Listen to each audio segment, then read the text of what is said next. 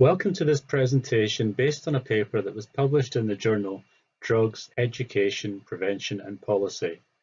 You might be wondering about the title, who Jane Goodall is and what can she teach us about addiction.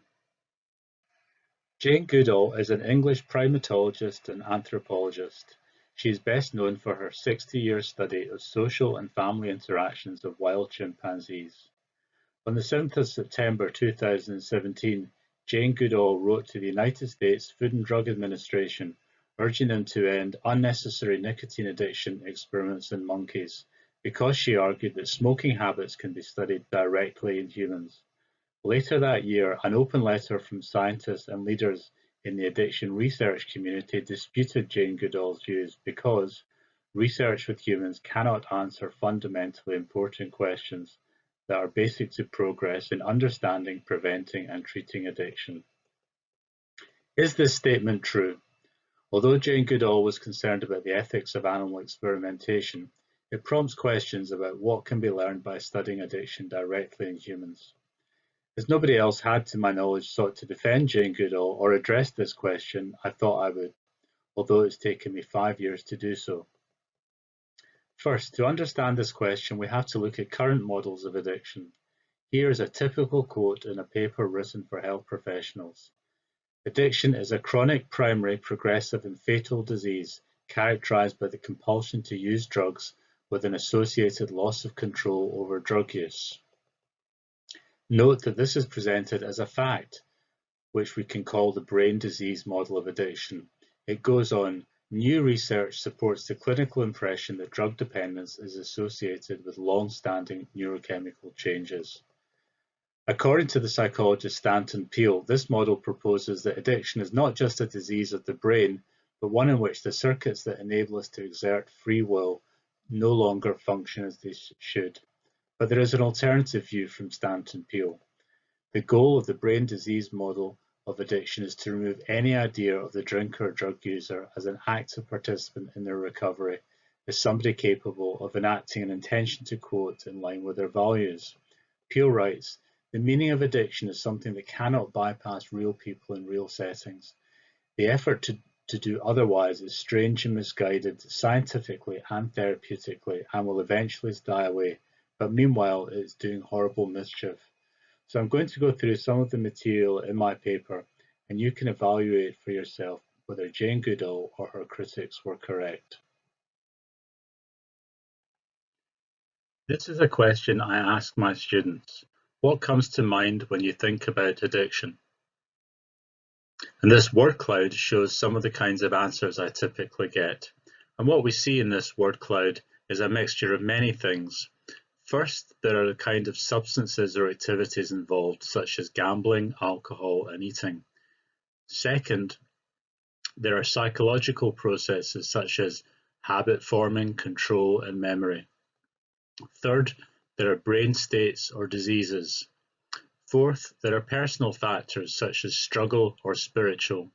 And fifth, there is language itself, e.g. the phrase out of control. So there are many aspects to addiction.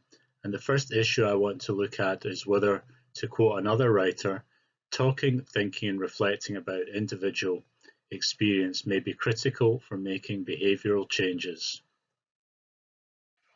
I'd like to read you a quote from a former heroin user about addiction.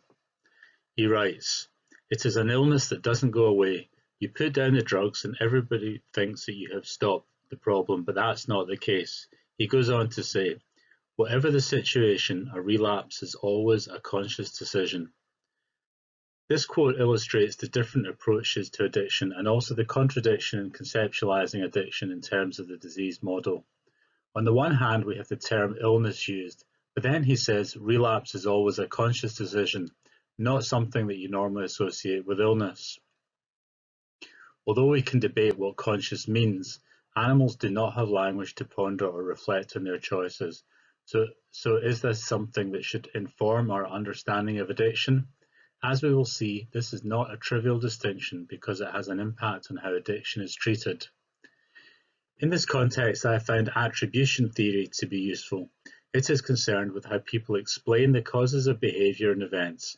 For example, Is somebody angry because they're bad-tempered or because something bad has happened? John Davis, another psychologist, in his book The Myth of Addiction, argues the source of our attributions about addiction are fundamentally flawed, based more on dogma than science. It is worth noting that a paper by Weisberg and colleagues called The Seductive Allure of Neuroscience Explanation notes that neuroscientific information is often appealing even when it is not relevant to psychological phenomena. The idea of attribution that I mentioned comes out in this study, the Combined Pharmacotherapies and Behavioral Interventions for Alcohol Dependence, or the Combined study. The study compared two styles of language characterized as change talk and sustained talk. In change talk, counselors explored behavioral change, while in sustained talk, this revolved more around discussion of the problematic behavior. And the results showed that higher change talk at baseline was associated with lower drinking levels at 1 year follow-up, so that we can see that language really is important in the recovery process. Something else I explore in the paper is psychoanalysis. Language is also central in psychoanalytic therapy. Freud, after all, called it the talking cure.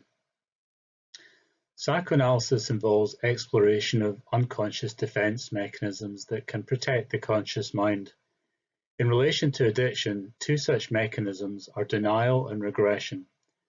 Denial involves unconscious blocking of events that have an unpleasant emotional impact, while regression involves temporarily retreating to an earlier stage of life as a way of avoiding unpleasant events.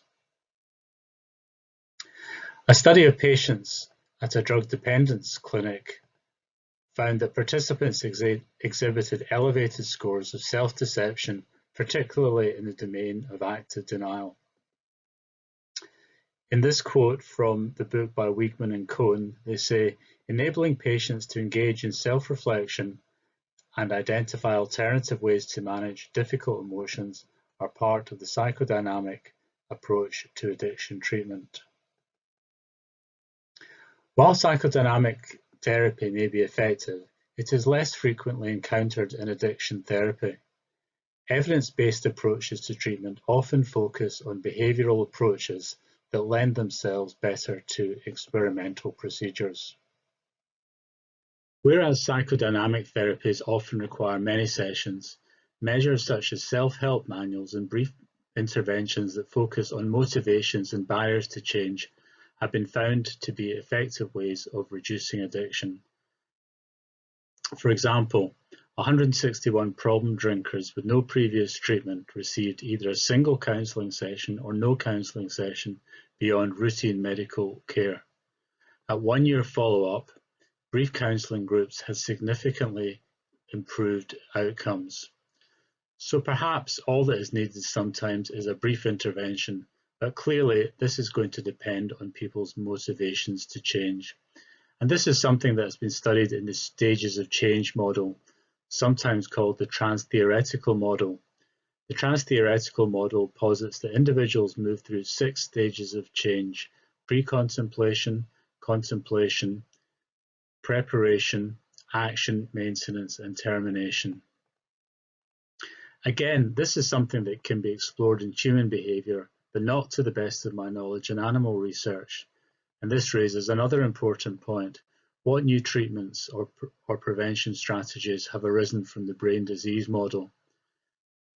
In their paper, Addiction and the Brain Disease Fallacy, Sally Sattel and Scott Lilienfeld state that the kind of treatments are at best modest. They go on to say, when motivated patients take medication, especially patients already armed with relapse prevention strategies and the support of family and friends, they sometimes can vault into a sustained recovery. However, they add, these medications are not the products of modern neuroscience. They were developed decades ago. Also, a 2004 report stated, we know relatively little about the contribution of treatment interventions in facilitating recovery. What works for whom and under what circumstances are questions that are a long way from being resolved. I'm going to talk briefly about Alcoholics and Narcotics Anonymous. This is a controversial topic with strong views both for and against. I'm not going to go into all the details, but if you're not familiar with AA, it is based on a 12-step program. For example, step 5 states, we admit to God, to ourselves, and to another human being the exact nature of our wrongs. One study examined social relationships. Here's a quote from that study. I was disrespected by my family, but after NA, they respect me again because my behaviour towards them had changed. This is from another study. For some, doing the 5th step with a sponsor can be liberating. For me, it wasn't. It did not give me the freedom I hoped for. Overall, however, this study said, participants in this study viewed the 12-step approach as a potentially valuable resource, even if it does not suit everybody. It may be that AA or NA work for completely different reasons. It may be that it's nothing to do with the 12 steps as such. Rather, it has been suggested that these methods are effective because they involve discussing the positive benefits of life without drinking alongside development of social bonding, self-efficacy, and promotion of alternative behaviours. However, not everybody agrees with this view, and some people view Alcoholics and Narcotics Anonymous as sharing some features of a cult.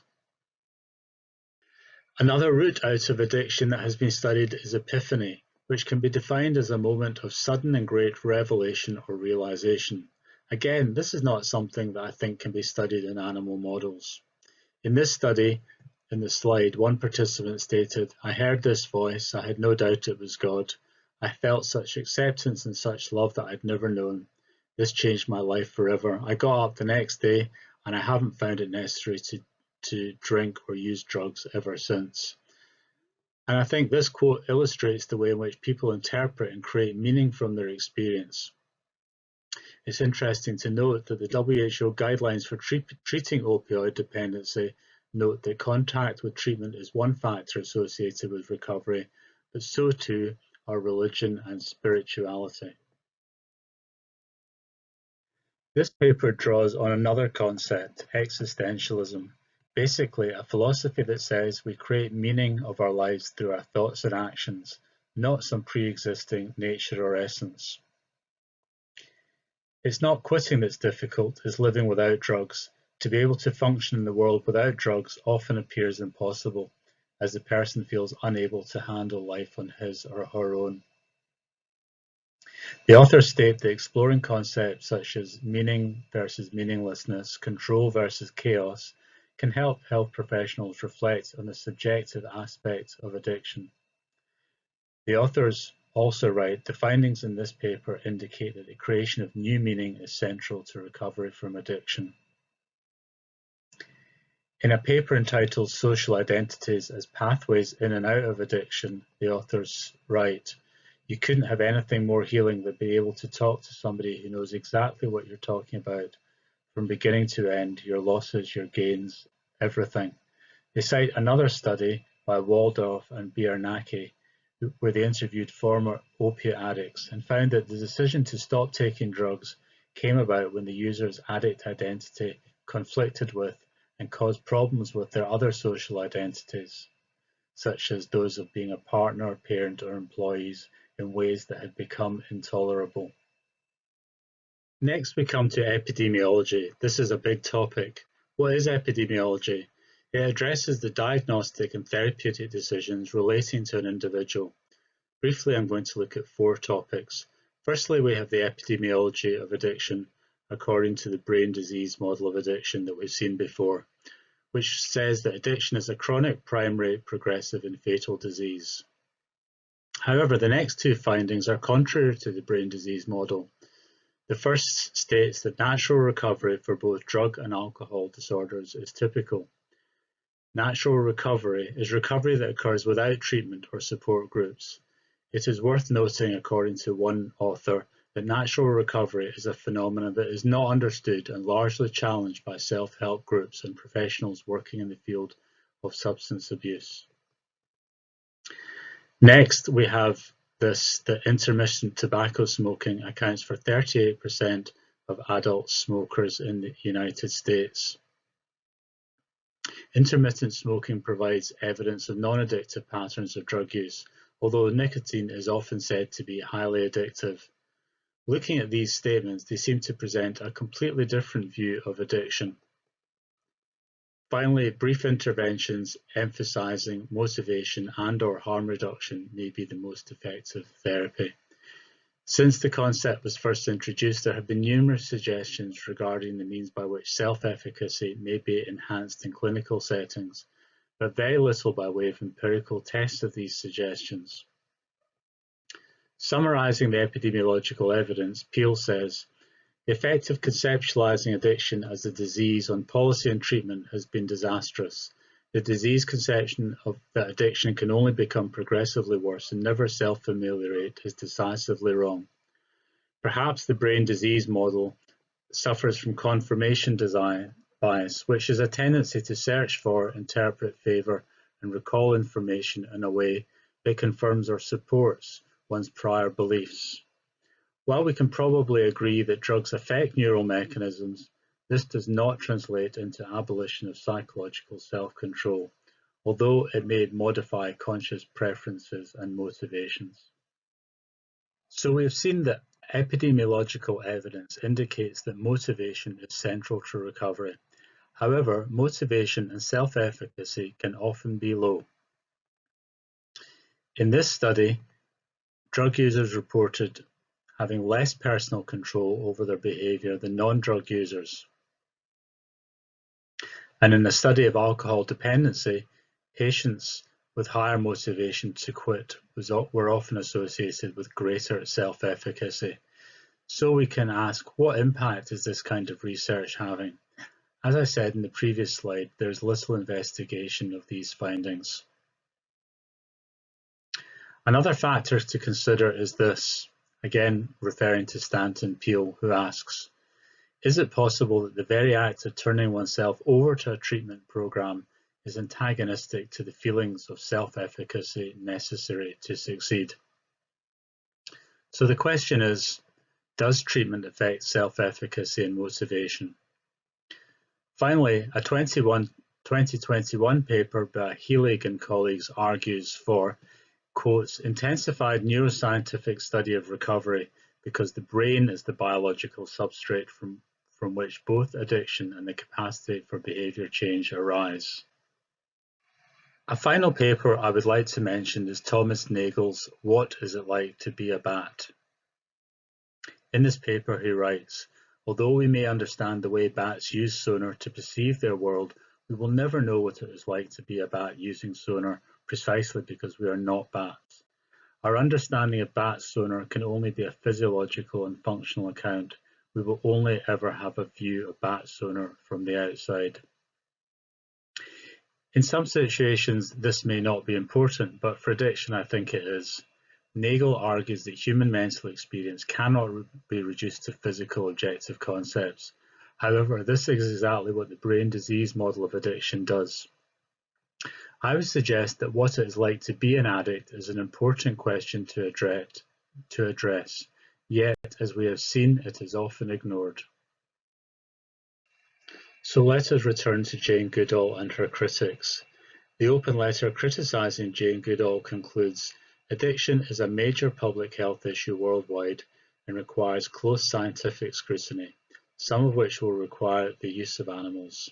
They go on, unfortunately, there is still a lot we do not know. Why are some individuals vulnerable to addiction and others not? Why does relapse after any kind of a treatment occur at such high rates? Why do drug abusers persist in taking substances that so clearly will lead to outcomes such as incarceration, poverty, and even death? As I indicated at the start of the talk, no one came forward to support Jane Goodall's contentions that we can study these issues directly in humans. Why is this? I think it's because the findings presented do not sit easily within the dominant paradigm, namely the brain disease model of addiction. My paper suggests that Jane Goodall may have perhaps unwittingly revealed that the answers to these questions may already lie in human research. The research reviewed here could form a realistic and scientific approach to understanding and addressing the problems caused by addiction, but only if we are willing to look at the evidence of people who have experienced and overcome addiction.